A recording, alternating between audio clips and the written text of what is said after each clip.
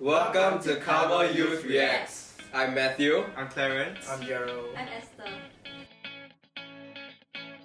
Yay! Very Inspirational. sensational. Gathered to Yeah.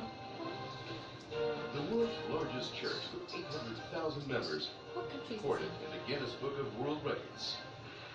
Considered as the holy land of the Holy Spirit movement That's a lot of and people. church growth by many world Christians. Established by one of the greatest evangelists in the world, Dr. Youngi Cho. So is it a Korean Country? church? Is it Japan? like Korean? Or is it like in America? I don't know. I The think it's Youngi America. Gospel So Church did not have a grandiose beginning. people. In 1958, Pastor Youngi Cho and his future mother-in-law, Chi Jia-shil, planted a worn-out tent church with only 5 members. Dr. Youngi Cho personally experienced extreme poverty and despair, resulting from the Korean War. And Korean. encouraged Yep. press We have people with we a have message we have of hope. determined. We can do it. It is possible. Let us try. When Dr. Youngi Cho prayed for sick people, great miracles happened. Paralyzed and crippled stood up and walked. With this humble beginning, the Yodo Full Gospel Church has harvested a tremendous revival from 5 members to 800,000. Who would have thought the biggest church is in Korea? This is quite odd. No, I think it's like US, I don't know, UK.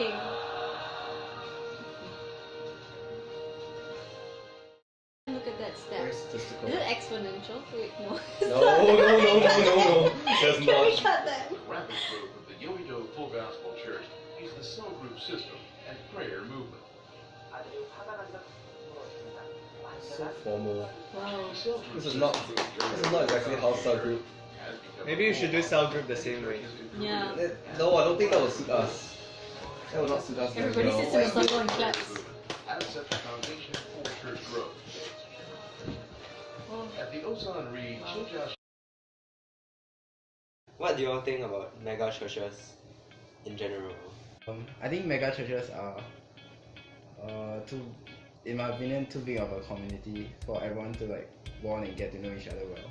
Because the Christian faith is based on community and like helping and loving each other. So I think having a smaller church will be good for everyone in the church to know each other better.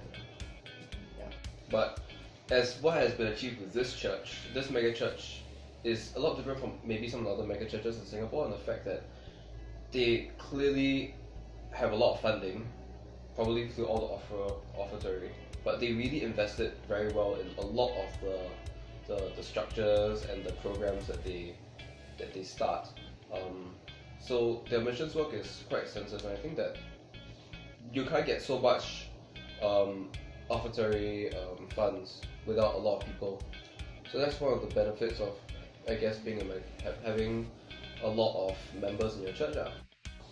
Big churches, one thing that we'll be concerned about is how are they going to manage so many people and all the problems that each one of these people are facing.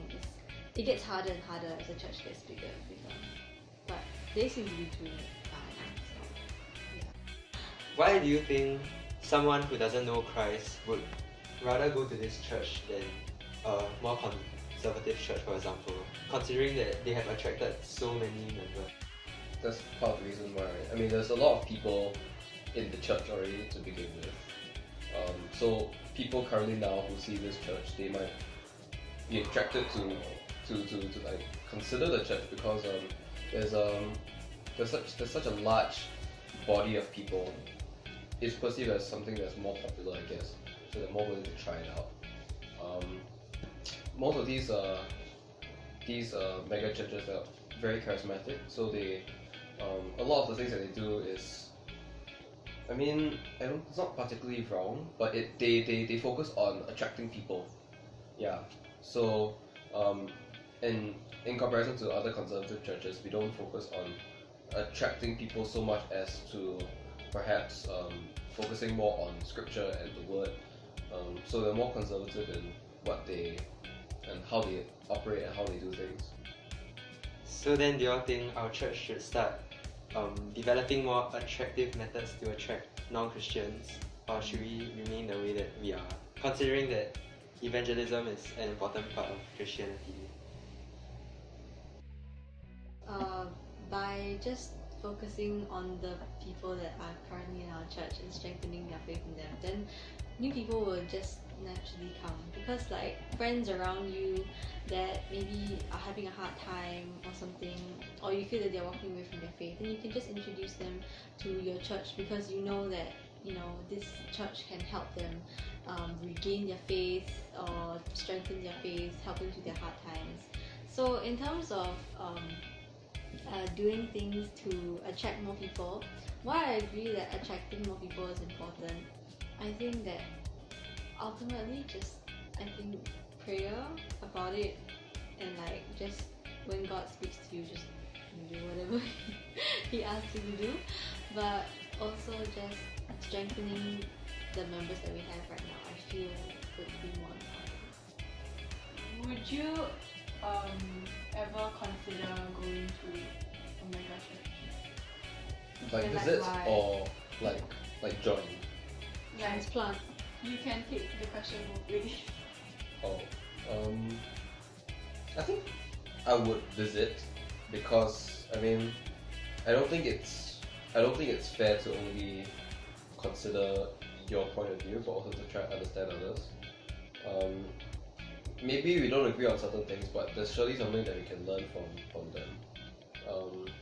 So I would visit a megachurch just to see how they do things. What I agree with, what I don't agree with, I'll find out myself when I'm there. So maybe more as an experiential learning. Thanks, This is a please. yes or no question, man. You can't no comment. Maybe. Wow, you! Maybe I would consider like trying out the service, because I think it'd be quite interesting to see so many people in one service. Like just now in the video they showed like an entire room filled with so many people, so I think it'd be quite interesting to try out something new. Yeah. I mean, I'd be fine. I mean, I'd love to visit. About literally up and moving to a mega church, I'm not sure. Alright guys, this has been a great time. Join us for the next episode of Carmel Youth Reacts! Okay.